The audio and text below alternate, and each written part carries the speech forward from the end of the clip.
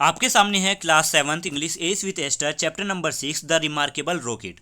Remarkable का मतलब है असाधारण। एक ऐसी चीज़ जिसको जल्दी से भुलाया नहीं जा सकता, उसकी खूबियों के लिए उस चीज़ को याद रखा जाता है। तो एक ऐसी ही कहानी एक रॉकेट की हम पढ़ने वाले हैं जो अपने आप को रिमार्केबल समझता है। उसको अपने आप पर अभिमान और घमंड है कि वो एक रिमार्केबल रॉकेट है। तो चैप्टर को स्टार्ट करते हैं। चैप्टर की स्टार्टिंग में राजा का बेटा यानी राजकुमार की शादी होने वाली थी। बड़ा ही उत्सव का माहौल था। राजकुमार ने अपनी दुल्हन का इंतजार 1 साल तक किया था। आखिरकार वो आ चुकी थी। अब ये रसिया की राजकुमारी थी जिन्होंने फिनलैंड से यहाँ तक का अपना सफ़र एक स्लेड्स पर किया था, जिसको 6 हिरणों द्वारा खींचा गया था।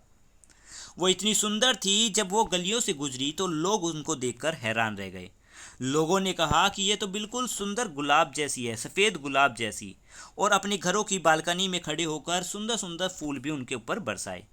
राजकुमार महल के दरवाजे के पास खड़े उनका बेसब्री से इंतजार कर रहे थे उनका स्वागत के लिए। अब राजकुमार के बारे में बताया गया है। राजकुमार दिखने में कैसे थे? राजकुमार की आंखें स्वप्न जैसी वायलेट थी, जैसे सपनों में देखा जाता है ऐसी उनकी सुंदर आंखें थी। उनके बाल भी सोने जैसे सुनहरे थे। जब राजकुमार ने राजकुमारी को देखा तो वो अपने घुटनों के बल झुक गए और उनके हाथ पर उन्होंने किस किया। 3 दिन की तैयारी के बाद शादी का एक जश्न तैयार किया गया। अब जश्न में क्या होने वाला था, चलिए आगे देखते हैं। ये जश्न बड़ा ही शानदार था। एक बड़ा ही शानदार सुंदर जश्न बनाया गया, जिसमें दूल्हा और दुल्हन एक कैनोपी एक टेंट होता है, एक सुंदर टेंट जिसके नीचे ये दूल्हा और दुल्हन चलकर जा रहे थे। और इस टेंट को बड़े ही छोटे छोटे मोतियों से सजाया गया था। पर्पल कलर के कुछ वो मोती थे। फिर इसके बाद शाही दावत होने वाली थी। शाही दावत करीबन 5 घंटों तक चली। राजकुमार और राजकुमारी को उस बड़े से हॉल के सबसे ऊंचे वाले स्थान पर बैठा दिया, जहां पर उन्होंने एक साफ कांच से बने एक गिलास में अपना जाम पिया। और फिर उस दावत के बाद बोल की तैयारी थी। बोल मतलब एक डांस है जिसमें एक कपल्स आपस में हाथ को पकड़कर डांस करते हैं। तो दूल्हा और दुल्हन ने एक साथ मिलकर रोज डांस किया। राजा ने वादा किया था कि वो बांसुरी बजाएंगे। हालांकि राजा ने बांसुरी बड़ी ही बुरी तरह बजाई, पर फिर भी किसी के अंदर इतनी हिम्मत नहीं थी कि राजा को ये बात बता सके, क्योंकि वो तो आखिरकार राजा थे और राजा के खिलाफ आखिर किस में बोलने की हिम्मत है। और राजा की बुराई कौन करेगा। अब देखिए इस प्रोग्राम का जो आखिरी आइटम बचा हुआ था। अब ये आखिरी आइटम क्या था? पटाखों का एक सुंदर सा प्रदर्शन। ये करीबन आधी रात को होने वाला था। राजकुमारी ने पहले कभी भी अपनी जिंदगी में पटाखों का इस तरीके से प्रदर्शन नहीं देखा था। राजा ने अपने शाही आतिशबाजों को, देखो यहाँ पे एक वर्ड यूज़ हुआ है, इसका मतलब है आतिशबाज, जो पटाखों को जलाते हैं, माहिर हैं पटाखों जलाने में। तो ऐसे शाही आतिशबाजों को आदेश दिया कि राजकुमारी के शादी के दिन वो बड़े ही अच्छी तरीके से वहाँ पर उपस्थित रहें पटाखों के लिए। एक दिन की सुबह राजकुमारी खुली छत पर घूम रही थी। उन्होंने राजकुमार से पूछा कि ये आतिशबाजी फायरवर्क्स दिखते कैसे, आतिशबाजी होती कैसी है दिखने में। राजा ने इस पर जवाब दिया। राजा जो हमेशा दूसरों से पूछे हुए सवालों का जवाब खुद ही दे दिया करते थे। और यहाँ पर भी आप देख रहे हैं कि राजकुमारी ने राजकुमार से पूछा था, पर फिर भी इस पर राजा जवाब दे रहे हैं। वो कहते हैं कि ये बिल्कुल ऑरोरा बोरेलिस जैसा लगता है। ऑरोरा बोरेलिस एक प्रोसेस है जिसमें अगर आप पढ़ोगे इसी के बारे में, तो इसमें क्या होता है कि सूरज के कुछ पार्टिकल, सूरज की जब किरणें धरती की तरफ पहुंचती हैं और उसके कुछ पार्टिकल्स हमारी एटमॉस्फेयर की लेयर के ऊपर वाले एटम्स जो होती हैं उनसे टकराती हैं वो उसकी किरणें, तो कुछ लाइट रिफ्लेक्ट होती है ब्लूइश और रेडिश कलर की साउथर्न पार्ट में। तो उन्हीं को ऑरोरा और बोरेलिस कहा जाता है। वो बड़ी ही देखने में सुंदर होती है और ये कभी कभार होता है। तो राजकुमार ने उन्हें ऑरोरा बोरेलिस जैसे बताया और उन्होंने कहा कि ये बिल्कुल मेरे लिए सितारों जैसे ही हैं। आखिरकार आप हर कोई जानता है कि ये कब दिखने वाले हैं। ये इतने सुंदर और मनमोहक होते हैं जितने कि मन लुभाने वाली मैं बांसुरी बजाता हूँ। अब राजा आखिर एक और बात कहते हैं कि आपको इनको जरूर देखना चाहिए।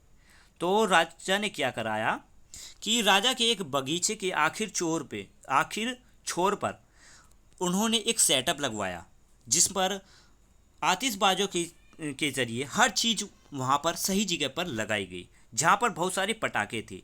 अब देखो यहाँ पर जब इन सभी पटाखों को लगाया गया तो सभी फायर वर्कर्स ने, सभी पटाखों ने आपस में बातचीत शुरू कर दी।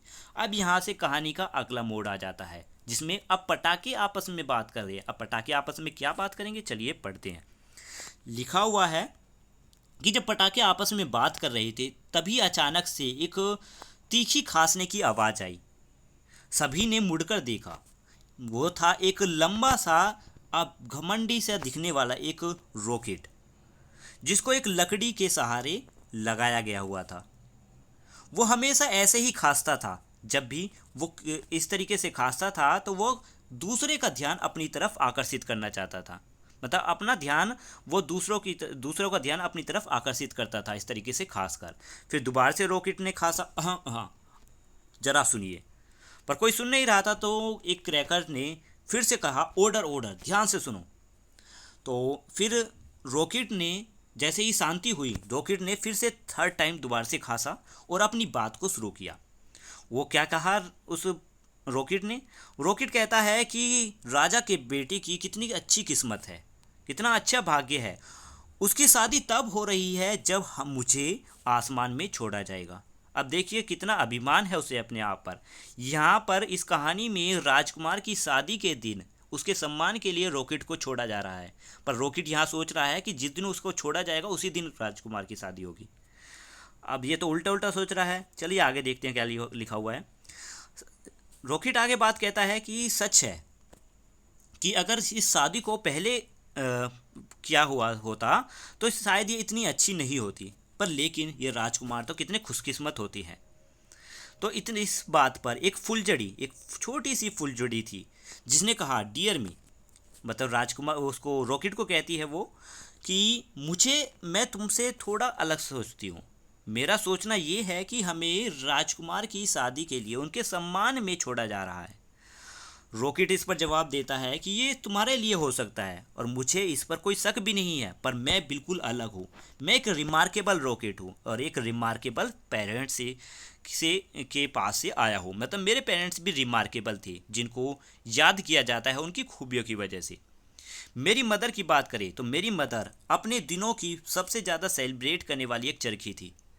यानी चरखा देखा होगा आपने, जो घूमता है बार बार, ठीक है, पटाखों के समय। तो वही था इनकी मदर।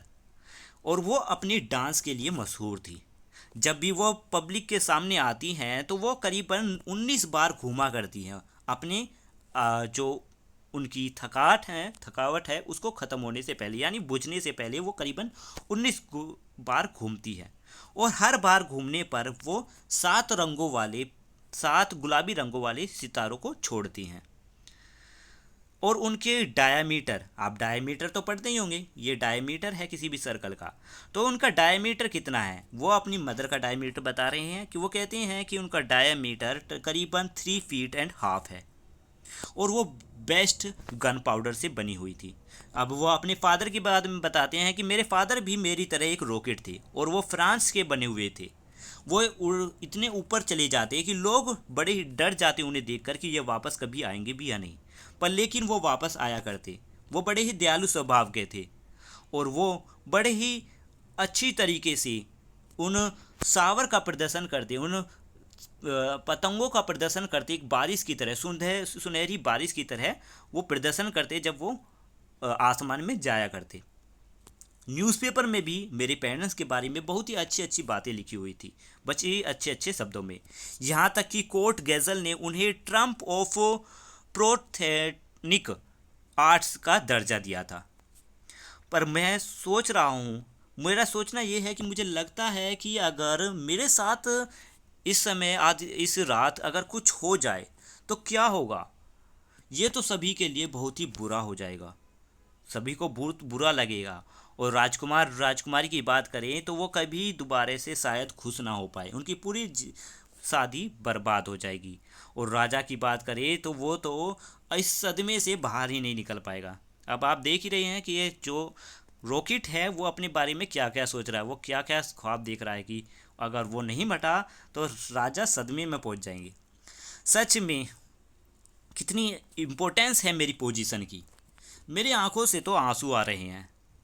तो इस पर एक रोमन कैंडल बोलती है उसकी बातें सुनकर कि अगर तुम दूसरों को खुश रखना चाहते हो तो एक अच्छा यही होगा कि आप तुम अपने आप को सूखा रहने दो। तो बंगाल लाइट भी यही कहती है कि बिल्कुल उसने सही कहा। मैं इस पर बताओ, जो बंगाल लाइट है वो भी यही बात कहती है कि हाँ बिल्कुल उसने ये सही कह रही है, तुम्हें अपने आप को सूखा रखना चाहिए। रॉकेट कहता है कि कितनी तुच्छ सोच है तुम्हारी इस जिंदगी की, ये कितनी छोटी सोच है, और तुमसे उम्मीद भी की जाती है, तुमसे कुछ और उम्मीद नहीं की जा सकती, तुम तो सिर्फ खोखले हो और खाली हो। दूसरे पटाखों से बातें कर रहा है ये। तो ये फिर फायर बलून कहती है कि तुम्हारे लिए अच्छा यही होगा कि तुम अपने आप को सूखा रखो, यही हमारे लिए इम्पोर्टेंट है, इम्पोर्टेंट तुम्हारे लिए होगा। मुझे शक नहीं है इस बात पर कि सूखा रहना तुम्हारे लिए सही है, बट मैं जब चाहूँगा तब अपने आंसू को बहा सकता हूँ। और इतने में वो सच में उसके आंखों से असली के आंसू निकल पड़े, जो उसके आंखों से निकलकर उसकी नीचे बंधी हुई लकड़ी तक पहुंच गई। एक बारिश की तरह उसकी लकड़ी पर वो बौछार हुए और उसे गीला कर दिया। अब चांद निकल चुका था, चांद निकल चुका था जो कि एक सिल्वर शील्ड जैसा लगता था। शील्ड क्या होती है? एक तलवार की ढाल। आपने देखी होगी एक तलवार की धार, जब युद्ध में जो भी राजा है वो लड़ने जाता है तो तलवार के साथ एक ढाल होती है। तो ऐसे ही चांद जब आसमान में निकला तो वो एक ढाल की तरह लग रहा था। तारे भी अब आसमान में चमक रहे थे और महल से भी एक मधुर संगीत सुनाई दे रहा था।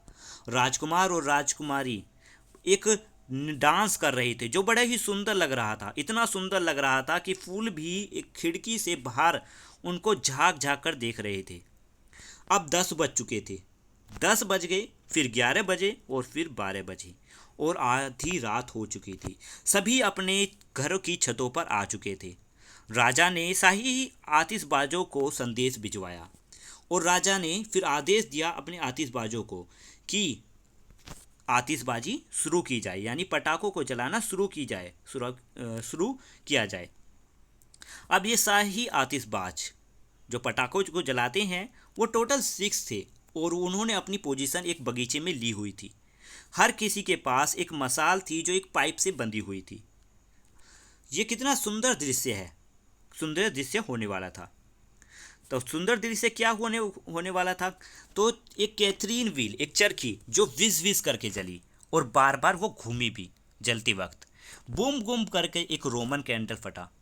फिर एक फूलझड़ी जिसने पूरी जगह पर डांस किया जलते वक्त, और एक बंगाल लाइट जिसकी रोशनी में सब कुछ बड़ा ही सुंदर दिखाई दे रहा था। फायर बलून ने भी गुड बाय किया जब वो नीले आसमान की तरफ जा रहा था। बैंग बैंग कर सारे क्रैकर्स जल गए। सभी ने बड़ा ही मनोरंजन किया।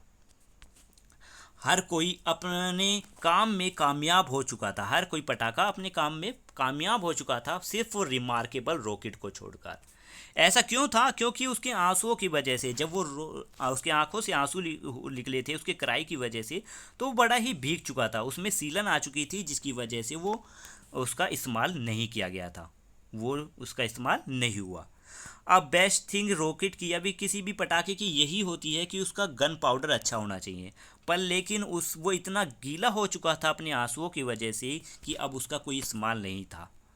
दरबारियों ने हुजा हुजा करके उस दृश्य का आनंद लिया। छोटी राजकुमारी भी बड़ी ही खुशी के साथ उन सभी चीज़ का, उन पटाखों का आनंद ले रही थी। रॉकेट ने सोचा कि शायद ये मुझे किसी बड़े उत्सव के लिए रिजर्व करके बचाकर रख रहे हैं। रॉकेट ने कहा कि शायद मुझे इस पर शक नहीं करना चाहिए, मुझे इस पर कोई संदेह भी नहीं है, ये शायद मुझे किसी बड़े उत्सव में छोड़ने वाले हैं। और अब वो पहले से ज़्यादा घमंडी दिखाई देने लगा था। अगले दिन राजा के कुछ नौकर कर्मचारी जो होते हैं वो वहाँ पर सफाई करने के लिए आए। तभी रॉकेट ने सोचा कि ये राजा के कुछ लोग हैं जो मेरे लिए आ रहे हैं, मैं इनके बड़े ही सम्मान के साथ इनका स्वागत करूँगा।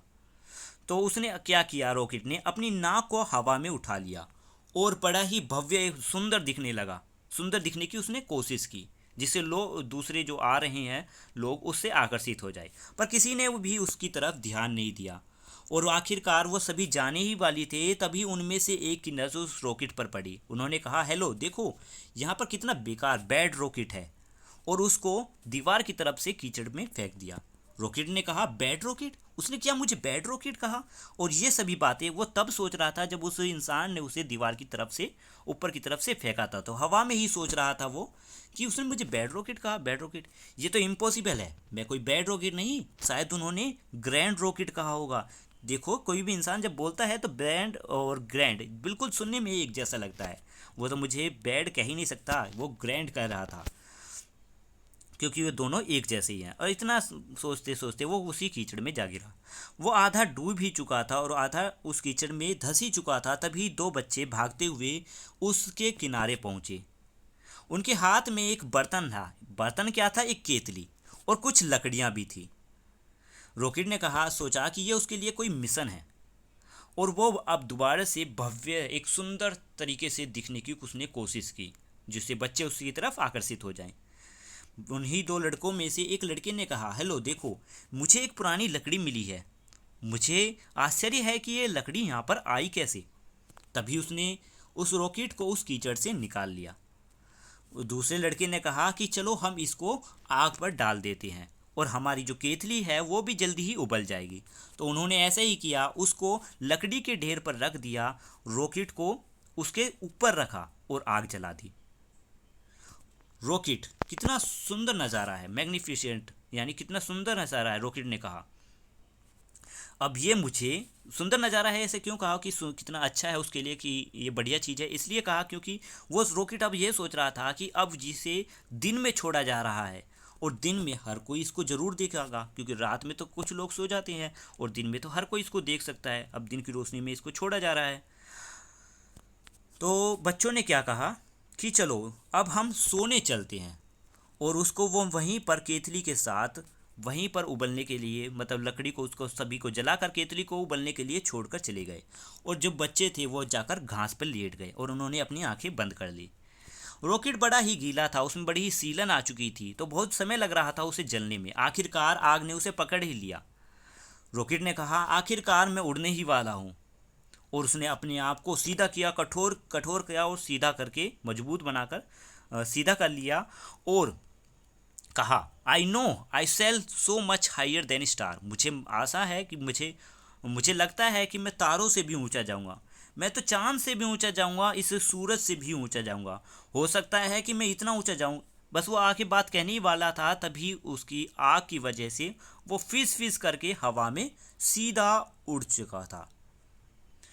अब ये कितना आनंद में नज़ारा था। उसने कहा कि कितना आनंद आ रहा है मुझे, मैं तो हमेशा इस तरीके से उड़ना चाहता हूँ कि मैं ऐसा ही उड़ता रहूँ।